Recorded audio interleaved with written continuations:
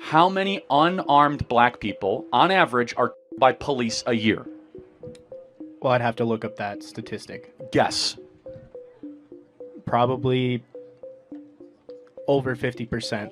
Yeah, it's 15 people a year. 15. And that's not my number. That's the Washington Post that came up with it and did a national crime survey. And they even were generous and they said unarmed, meaning you had a nearby or you had a knife that you dropped. So you're talking about police for an incident that happens 15 times a year in a country of 350 million people. Well, how come? My question to you then: how come you see it so often on You don't. social Because media? that's a good question, Andrew, because you're being propagandized. You're being brainwashed is the name of this tour.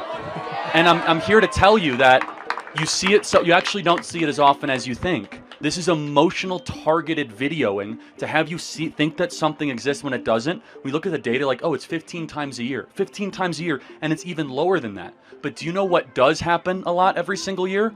Is that there's over 100,000 doses every single year. We don't talk about that.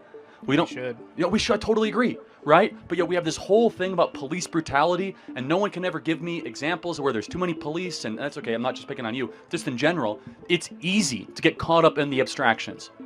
It's easy to get caught up in the parade and in all the bedlam. But when you dive into it, you realize that it's all brainwashing and it's propaganda.